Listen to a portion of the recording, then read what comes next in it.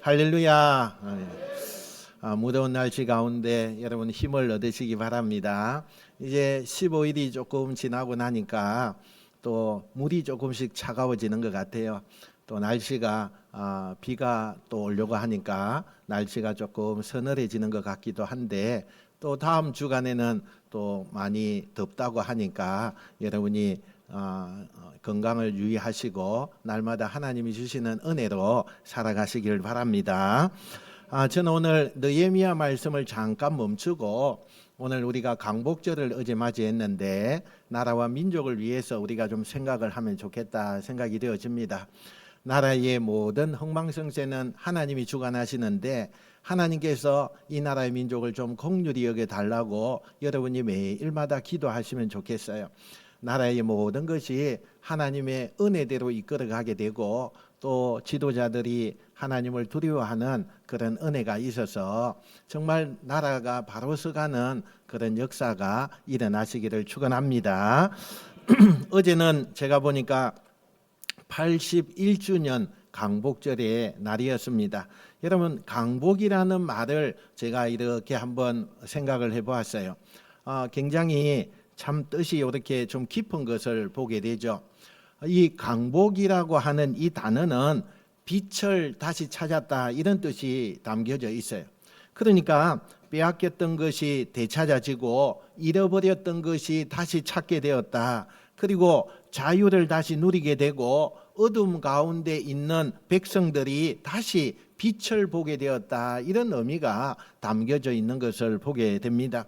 그런데 오늘 우리가 강복절을 기억하면서 그러면 우리는 가장 먼저 무엇을 생각해야 될 것인가 라는 것을 제가 한번 곰곰이 생각을 해 보았습니다. 여러분, 우리가 단순히 지나간 역사를 이렇게 생각할 때에 역사가 정말 우리 편이었구나, 이런 것을 생각하게 하는 것이 목적인가? 아니면 우리가 지금 자유를 얻고 너무나 행복한 삶을 살고 있는데 참 이것이 너무너무 귀하다, 이런 것을 생각해야 되는가? 아니면 우리가 정말 자유와 평안을 누리고 있는 것이 당연하다라는 것을 생각해야 될 것인가? 여러 가지 생각에 많이 복잡해졌습니다.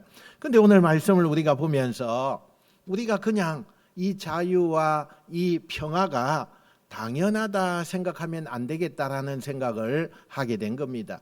너무나 당연하다, 그것은 너무나 우리에게 잘못된 생각이다라는 것이 제 머릿속을 스쳐 지나갔습니다. 오늘 본문 시편 126편을 우리가 보면 이스라엘 백성들도 잃어버렸던 것을 다시 찾는 놀라운 경험을 하고 있습니다. 시편 기자가 이렇게 고백을 하죠. 우리 1절 볼까요? 1절 시작. 여호와께서 시온의 포로로 돌려보내실 때에 우리는 꿈꾸는 것 같았도다. 아멘. 여러분, 여기에 보니까 꿈꾸는 것 같았다, 이 말은 얼마나 가슴이 벅찬 말인지 모릅니다. 꿈꾸는 것 같았다. 우리가 포로에서 돌려보내는 그 모든 시간이 꿈꾸는 것 같았다. 오랫동안 포로로 있었다는 것입니다. 고향을 떠나서 지금 살고 있는 것입니다. 예루살렘을 그리워하면서 언제 우리가 예루살렘으로 갈까, 이걸 생각하고 있었습니다. 언제 돌아갈 수 있을지 알 수가 없었어요. 알 수가 없었습니다. 하루가 지나고 또 하루가 지나고 세월이 흘러도 현실은 달라지지 않았습니다. 그런데 어느 날 하나님께서 길을 여신 겁니다. 돌아갈 수 없을 것 같았던 그러한 그 모든 세월이 한순간에 하나님이 돌아가게 하셨어요. 끝날 줄 알았는데 끝이 나지 않았습니다. 그런데 끝날 줄 알았던 그것이 다시 시작되는 것을 보게 됩니다. 그래서 서로 얼굴을 바라보면서 이 백성들이 말을 하고 있는 것입니다. 이게 정말 꿈이 아니냐? 이게 정말 꿈이 아니냐? 너무 기뻐서 웃음이 나고 너무 감사해서 찬양이 터져 나온 것입니다. 여러분, 오늘 우리의 입술에도 시편 126편의 이 고백이 우리의 고백이 되시길 축원합니다. 여기까지 온 것은 내가 아니라 하나님께서 하셨습니다. 여기까지 하나님이 인도해 주셨습니다. 이걸 우리가 기억해야 합니다. 그리고 우리는 감사함으로 하나님 앞에 나아가야 하는 것입니다. 하나님은 그런 것을 오늘 우리가 강복절 통해서 말씀하고자 하시는 것입니다. 오늘 본문 1절을 우리가 다시 한번 더 봅시다. 같이 한번 읽어도 봅시다. 시작. 여호와께서 시온의 포로를 돌려보내실 때에 우리는 꿈꾸는 것 같았도다. 아멘. 여기서 우리가 먼저 붙잡아야 할 말씀이 있습니다. 누가 돌려보냈느냐라는 거예요. 누가 돌려보냈느냐? 당연하게 누가 돌려보냈습니까? 여호와 하나님, 여호와께서 하셨다, 이렇게 말하고 있습니다. 여러분, 시편 기자는 회복의 중심에 사람을 놓지 않습니다. 어떤 환경을 놓지 않았어요. 어떤 것을 다 제거하고 하나님을 그 자리에 놓았습니다. 여러분, 이스라엘 백성들에게 바벨론 포로 생활은 너무나 길고 고통스러운 시간입니다.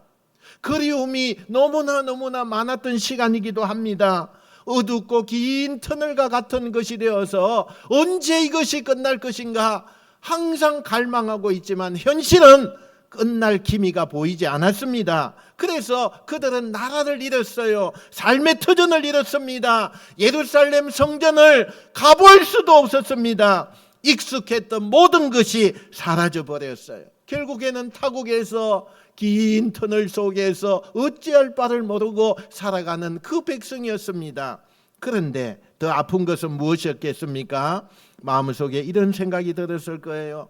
우리가 정말 다시 돌아갈 수는 있는 걸까? 우리가 다시 예전 생활을 우리가 할 수는 있는 걸까? 여러분, 시간이 길어지면 사람은 환경보다 먼저 소망을 잃어버리게 됩니다. 처음에는 돌아갈 날을 기다리다가 시간이 자꾸 흘러서 그런 돌아갈 기미가 보이지 않다 보니 기다리는 것조차도 너무 힘듭니다. 그러다가 여러분 절망에 빠지기도 하고 이제는 안 되는구나, 그런 마음이 들 때가 있다는 것입니다. 우리도 그렇잖아요. 처음에는 열심히 기도합니다. 하나님, 우리 가정을 회복시켜 주시옵소서. 하나님, 우리 자녀를 붙잡아 주시옵소서. 하나님, 이 병마를 하나님이 다스려 주시옵소서. 그런데 한 달이 지나고 1년이 지나고 아무 변화가 없는 것처럼 느껴지면 그때부터 마음이 지쳐지는 것입니다. 어떤 분은 가족을 위해 오랫동안 기도합니다. 처음에는 믿음으로 기도했는데 시간이 가면 갈수록 마음 한구석에서 이런 잘못된 생각이 올라옵니다. 정말 달라질까? 너무나 믿음이 없는 소리가 내 입에서 나오는 것을 보게 되어집니다. 말 한마디 때문에 상처받고 기도했다가 또 실망하고 이제는 기도하는 것조차도 하지 못하는 그런 우리의 마음을 보게 되어지는 것입니다. 그런데 바로 그때 오늘 말씀이 우리에게 들려주는 소식이 있습니다. 사람은 가능성이 끝났다고 말하지만 그런데 하나님께서는 어떻게 합니까? 하나님께서조차도 가능성이 끝난 것이 아니다, 이 말을 지금 하고 있는 것입니다. 이스라엘 백성들이 자기 힘으로 바벨론의 그 문을 열고 나온 것이 아니었습니다.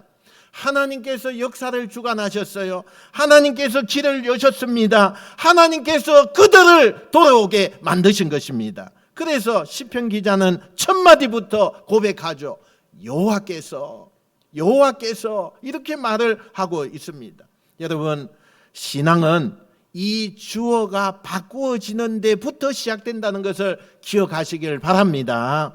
내가 해냈다 아니에요. 하나님이 하셨습니다. 우리가 여기까지 왔다 아닙니다. 하나님께서 여기까지 인도해 주셨습니다. 이게 믿음의 고백인 줄로 믿으시길 축원합니다. 그래서 강복절 맞이한 이 주일에 우리도 역사를 좀 돌아보면서 감사할 필요가 있는 것입니다. 나라와 민족이 지나온 시간을 우리가 생각하면 아픔이 많았습니다. 눈물이 얼마나 많았는지 몰라요. 말로 표현할 수 없는 희생도 참 많았습니다. 정말 나라와 민족을 위해서 생명을 내어놓는 그런 사람들이 얼마나 많았는지 모릅니다. 오늘 우리가 누리는 자유와 평화를 당연한 것처럼 여기면 안 되는 것입니다. 지금은 나라를 위해서 절실히 기도해야 할 때입니다. 나라와 민족을 위해서 여러분 정말 매일마다 무릎을 꿇고 기도해야 될 때입니다. 여러분, 이 자유와 이 평화가 얼마나 귀한 줄 우리는 잘 몰라요. 여러분, 전쟁을 겪지 않는 사람은 더더욱 잘 모릅니다. 당연한 것처럼 여겨지는 것입니다. 아닙니다. 이 나라의 민족이 참 자유와 그 평화를 위해서 얼마나 희생자들이 많았고, 또 그것을 통해서 우리가 누리고 있지만 이것을 또 해하려고 하는 무리가 얼마나 많이 있는가를 우리는 생각해야 합니다. 이 나라의 민족이 위기로 지금 흘러가고 있습니다. 여러분, 우리가 정신을 차리지 않으면 안 돼요. 정말 나라와 민족을 위해서 눈물로 기도해야 돼요. 저는 어릴 때에 우리 할머니, 어머니의 눈물을 많이 보고 자랐습니다. 할머니의 무릎에 새벽기도에 가서, 저는 새벽기도에 가서 잤습니다. 그러면 할머니가 무릎 위에 있는 내 머리에 뭔가 뚝뚝 떨어져요. 그게 뭐냐? 굵은 눈물이었습니다. 그렇게 눈물을 흘리면서 나라와 민족을 위해서 기도한 것을 저는 기억하고 있습니다. 여러분, 오늘 이 시대가 나라와 민족을 위해서 정말 기도할 때입니다. 우리가 정신을 차리고 분별력을 가지고 정말 우리의 목소리가 나와야 하는 것입니다. 여러분, 은혜를 잊으면요, 당연함이 시작되어지는 걸 여러분 아십니까? 당연하다고 생각하면 반드시 뭔가 사라집니다. 그 뭐가 사라지느냐? 감사가 사라져 버리는 것입니다. 감사가 사라지면 우리의 마음은 자꾸만 불평으로 채워지는 것을 보게 돼요. 하나님, 내 입에서 감사가 나오면 불평과 불만이 없어집니다. 그러나 감사가 사라지면 내 입에서 나오는 것은 거침없이 불평이 나와요. 시기가 나와요. 어떻게 그렇게 많이 나오는지 몰라요. 입만 열면 그렇게 나와요. 나와 상관없는데도 그 이야기가 나와요. 나는 하지도 않으면서도 시기와 불평이 막 나옵니다. 왜 그렇게 됩니까? 감사가 사라졌기 때문에 그렇습니다. 여러분, 건강할 때는요, 우리가 건강이 얼마나 감사한지 몰라요. 가족이 곁에 있을 때는 가족 한 사람 한 사람이 얼마나 귀한지 우리가 느끼지 못해요. 자유롭게 교회에 나와서 찬송하고 기도할 수 있다는 것도 익숙해지면 너무나 당연하게 느껴집니다. 당연하게 느껴져요. 그러나 잃어본 사람은 압니다. 잃어본 사람은 알아요. 아파본 사람은 건강한 하루가 얼마나 귀한가를 너무나 잘 아는 것입니다. 사랑하는 사람을 떠나보낸 사람은 함께하는 식사 한 끼가 얼마나 귀하고 귀한 것인가를 그때 너무나 갈망하면서 아는 것입니다. 눈물의 시간을 지나온 사람은 평범한 하루가 얼마나 큰 은혜인가, 이것을 직시하면서 아는 것입니다. 이스라엘이 그랬습니다. 잃어버렸기 때문에 돌아옴의 기쁨이 너무 컸습니다. 포로의 눈물을 흘렸기 때문에 자유라는 이것에 대해서 감격하면서 하나님 앞에 감사했습니다. 그래서 우리는 꿈꾸는 것 같았도다, 이렇게 고백이 나오게 된 것입니다. 2절 한번 보십시다. 자, 시작. 그때에 우리 입에는 웃음이 가득하고 우리 혀에는 찬양이 찼었도다. 아멘. 하나님이 돌이키시니까 무엇이 돌아옵니까? 웃음이 돌아왔어요. 찬양이 돌아옵니다. 포로 생활 동안에 웃을 일이 얼마나 있었겠습니까? 날마다 고된 역과 고된 모든 일을 하느라고 너무나 힘들어 했습니다. 하나님께서는 그들의 형편을 돌이키니까 잃어버렸던 웃음이 다시 찾아왔습니다. 멈춰졌던 찬양이 다시 일어나기 시작한 것입니다. 혹시 오늘날 웃음을 잃어버린 분이 계십니까?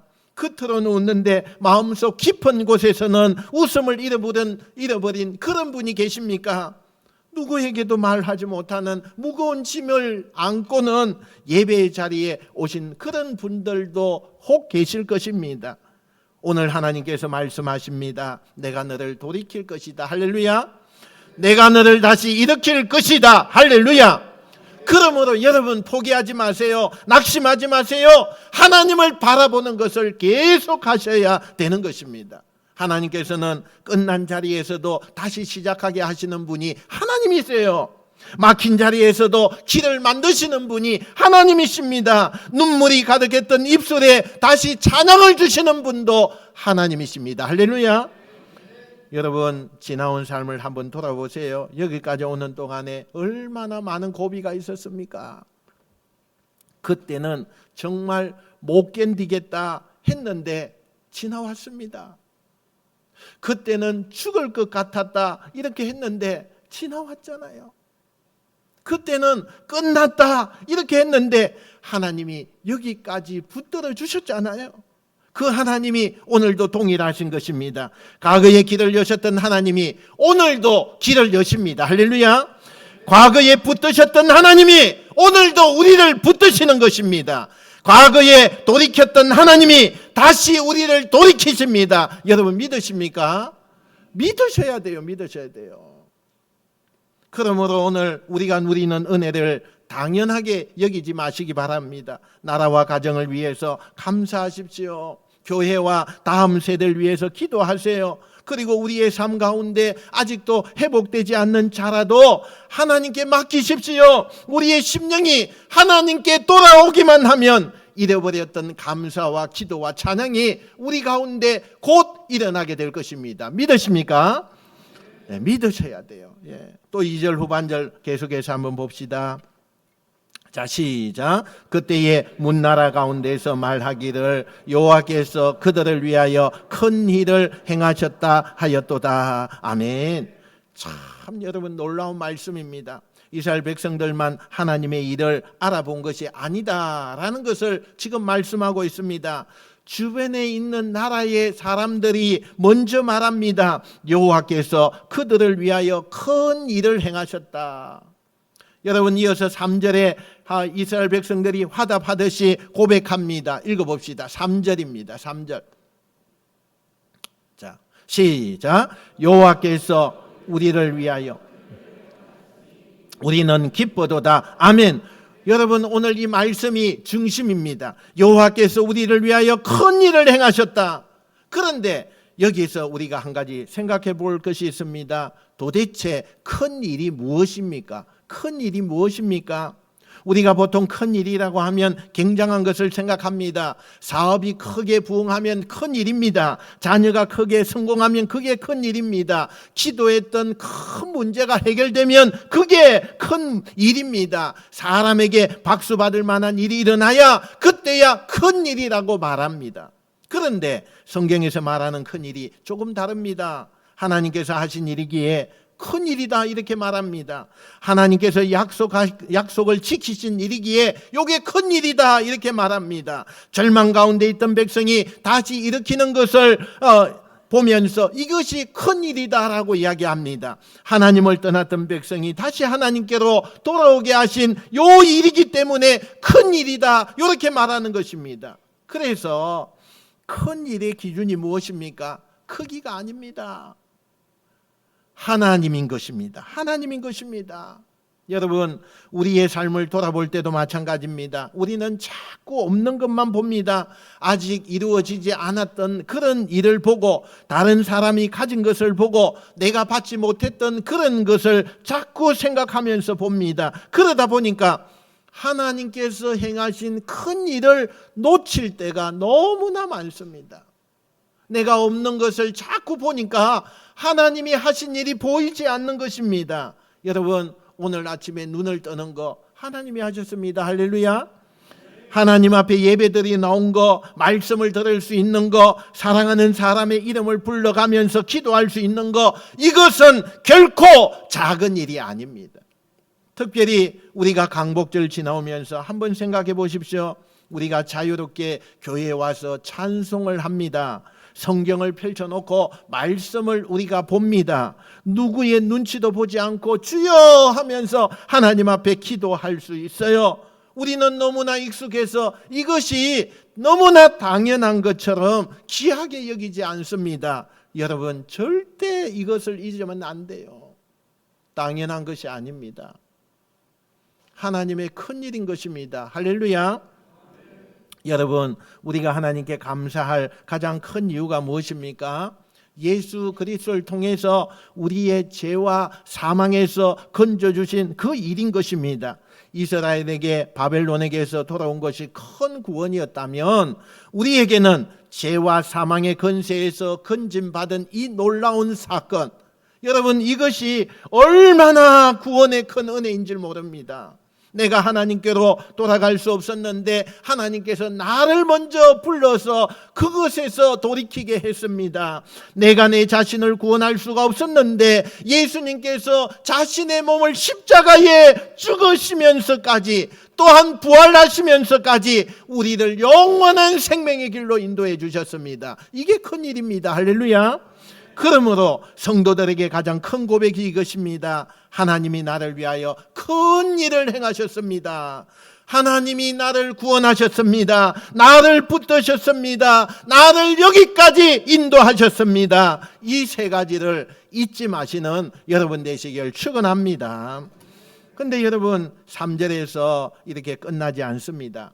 4절에 들어가면서 분위기가 갑자기 달라집니다. 시편 기자가 이렇게 기도하죠. 우리 봅시다. 시작. 여호와여 아멘. 좀 이상하지 않습니까? 이 구절을 한번 곰곰이 보세요. 뭔가 좀 이상하죠. 이미 1절에서 하나님께서 포로를 돌려보내셨다 이렇게 말을 했어요. 근데 4절에 와서 다시 돌려보내달라고 기도합니다. 이게 무슨 뜻입니까? 회복이 시작됐지만 아직 완성이 되지 않았다 이렇게 우리가 좀 이해해 볼 수 있습니다. 여러분 돌아온 사람도 있지만 아직도 돌아오지 못한 사람들이 있다는 것입니다. 예루살렘으로 돌아왔지만 모든 것이 금방 좋아지겠느냐? 아니라는 것입니다. 무너진 것을 다시 세워야 했고 황폐한 땅을 다시 일구어야 했고 눈앞에는 여전히 해결해야 할 현실의 벽이 아주 높게 있었다는 것입니다. 여러분 이게 우리의 인생과 너무나 흡사합니다. 너무 닮아 있습니다. 하나님의 은혜를 받았다고 모든 문제가 그날로부터 끝나느냐? 아니라는 거예요. 구원을 받았다고 인생의 눈물이 사라지느냐? 아니라는 것입니다. 하나님께서 한번 기도해서 우리가 응답받았다고 해서 앞으로 어려움이 없느냐? 아니라는 것입니다. 어제는 웃었는데 오늘은 또 눈물이 납니다. 한 가지 문제가 해결되어 감사했는데 또 다른 문제가 우리 앞에 서서 우리를 힘들게 합니다. 그래서 신앙에는 두 가지 고백이 있어야 하는 것입니다. 하나님께서 큰 일을 행하셨습니다. 이 고백도 필요하지만 또 하나, 하나님 다시 회복시켜 주시옵소서. 이것이 필요한 것입니다. 그래서 감사와 기도가 함께 있어야 하는 것입니다. 4절에 나오는 또 남방 시내들이라고 생각을 한번 해봅시다. 이스라엘의 남쪽의 메마른 지역은 평소에는 물이 없습니다. 그래서 먼지 투성이가 그곳에 있는 것입니다. 땅은 말라 있고 시내도 다 바닥이 드러나고 아무것도 흐르지 않는 것처럼 보입니다. 그런데 놀라운 것은 비가 내리면 달라집니다. 갑자기 물길이 생깁니다. 메마른 골짜기에 물이 흐르기 시작하는 것입니다. 여러분 시편 기자가 그것을 바라보면서 기도하는 것입니다. 하나님 우리의 행편도 저렇게 하나님이 돌봐주시길 원합니다. 지금은 메말라 보이지만 다시 물을 흐르게 해 주십시오. 지금은 아무 가능성이 없어 보이지만 하나님께서 생명의 물을 부어 주시옵소서. 이렇게 시편 기자가 이야기하는 것입니다. 오늘 우리 가운데도 마음이 메말라 있는 분이 계실 수 있습니다. 예전에는 기도하는 것이 그렇게 좋았습니다. 그런데 오늘날 지금 이 시간에는 기도하기가 싫습니다. 예전에는 말씀을 들으면 가슴이 뜨거워졌습니다. 불덩어리를 안는 것처럼 그렇게 뜨거웠는데 요즘은 말씀을 들어도 마음이 움직이지 않아요. 찬송을 불러도 예전에는 눈물이 났어요. 지금은 감격이 하나도 없습니다. 예배를 드려도 내가 그냥 습관처럼 앉아있는 내 모습을 지금 보고 있지는 않습니까? 그렇다면 오늘 우리가 이렇게 기도해야 합니다. 여호와여 나를 다시 돌이켜 주옵소서. 여호와여 다시 나를 좀 돌이켜 주옵소서. 가정이 메말라 있습니까? 하나님 우리 가정을 돌이켜 주옵소서. 자녀 때문에 눈물 흘리고 있습니까? 하나님 우리 자녀의 마음을 다시 돌이켜 주옵소서. 교회를 위해 기도하고 있습니까? 하나님 우리 교회에 다시 강물이 흘러 넘쳐 나오게 하여 주시옵소서. 기도하는 여러분 되시길 축원합니다. 여러분 기억하세요. 메말랐다고 끝난 거 아닙니다. 물이 보이지 않는다고 물길이 사라진 것이 아니에요. 하나님의 은혜가 부어지면 다시 흐르게 되어 있습니다. 그러니 기도하세요. 또 기도하십시오. 끝까지 여러분 기도하시기 바랍니다. 그리고 5절 너무나 유명한 말씀이 우리에게 나타나고 있죠. 읽어봅시다. 시작. 눈물을 흘리며 씨를 뿌리는 자는 기쁨으로 거두리로다. 아멘. 여러분 하나님께서 회복시킬 것을 믿는 사람은 무엇을 한다고 말씀하고 있습니까? 무엇을 합니까? 씨를 뿌린다. 씨를 뿌린다. 이게 중요합니다. 그냥 앉아서 기다리는 거 아니에요. 눈물이 나는데도 씨를 뿌립니다. 씨를 뿌립니다. 농부가 씨를 뿌릴 때 당장 열매가 눈에 보이는 것을 보면서 씨를 뿌립니까? 아니잖아요. 오늘 씨를 뿌렸다고 해서 내일 아침에 곡식을 거둡니까? 아니잖아요. 땅속에 들어가면 아무것도 보이지 않습니다. 아무것도 없는 것처럼 보입니다. 그런데 왜 농부가 씨를 뿌려요? 왜 뿌립니까? 추수를 믿기 때문인 거예요. 추수를 믿습니다. 거둘 것을 바라보는 거죠. 여러분 믿음은 눈물이 없는 것이 아닙니다. 믿음은 눈물을 흘리면서도 씨를 뿌리는 것입니다. 울면서도 우리는 기도하는 거예요. 힘들어도 예배 드리는 것입니다. 자녀가 아직 변하지 않았는데 축복하며 기도하는 그런 부모가 되어야 됩니다. 관계가 이제 아직 회복되지 않았어도 내가 먼저 사랑의 씨앗을 심는 것, 그것이 우리가 해야 하는 것입니다. 할렐루야. 그러므로 우리가 6절에 한 걸음 더 나갑니다. 6절 봅시다. 자, 시작. 울며 씨를 뿌리러 나가는 자는 반드시 기쁨으로 그 곡식단을 가지고 돌아오리로다. 아멘. 여러분 여기에 보니까 참 힘이 되는 말이 있습니다. 반드시라는 단어예요. 반드시. 여러분 얼마나 힘이 됩니까? 하나님께 드려진 믿음의 수고는 절대로 헛되지 않아요. 하나님이 우리에게 원하시는 시간과 방식, 그것을 그대로 된다고 약속을 하는 것이 아니라 하나님께서 우리의 믿음과 순종을 결코 헛되지 않게 만드신다. 이것을 말씀하고 있는 것입니다. 그러므로 여러분 씨를 뿌리셔야 돼요. 기도의 씨를 뿌리세요. 믿음의 씨를 뿌리세요. 사랑의 씨를 뿌리시기 바랍니다. 눈물이 나도 뿌리셔야 돼요. 응답이 떠도 뿌리셔야 됩니다. 열매가 아직 보이지 않아도 우리가 뿌리셔야 되는 것입니다. 성경은 눈물을 흘리며 씨를 뿌리는 자가 계속 울게 될 것이다. 아니에요, 여러분. 그렇게 하지 않습니다. 뭐라고 말합니까? 기쁨으로 그 곡식간을 가지고 돌아오리로다. 눈물 다음에는 기쁨이 있다는 거예요. 눈물 다음에는 기쁨이 있어요. 그 뿌림의 다음에는 추수가 있습니다. 나감의 다음에는 돌아옴이 있는 것입니다. 이것이 하나님께서 우리에게 주시는 소망인 것을 믿으시기 바랍니다. 사랑하는 성도 여러분, 오늘 말씀은 분명합니다. 여호와께서 우리를 위하여 큰 일을 행하셨으니 우리는 기쁘도다. 지나간 모든 시간을 돌아보면 하나님께서 하셨습니다. 우리의 가정을 여기까지 붙드신 것도 하나님이십니다. 우리 교회를 지키시는 것도 하나님이십니다. 이 민족에게 오늘 자유와 평안을 허락하신 것도 감사할 하나님의 은혜인 것입니다. 그러므로 잊지 마세요. 너무 당연하게 여기지 마세요. 감사하시기 바랍니다. 그리고 우리가 좀 더 적극적으로 나라와 민족을 위해서 기도하셔야 돼요. 아직도 눈물로 우리가 기도할 때입니다. 아직도 포기할 단계가 아닙니다. 눈물로 씨를 뿌려야 됩니다. 응답이 보이지 않아도 뿌려야 합니다. 과거에 큰일 행하신 하나님께서 오늘도 일하고 계심을 믿으시기를 바랍니다. 지나는 날에도 우리가 감사하고 오늘도 믿음으로 씨를 뿌리고 다가올 날도 하나님께 맡기는 여러분 되시길 바랍니다. 그러면 여호와께서 우리를 위하여 큰 일을 행하셨다. 이 고백이 우리의 가정의 고백이 되고 우리 교회의 고백이 되고 여러분의 고백이 되시기를 주님의 이름으로 축원드립니다. 축원드립니다. 기도하겠습니다.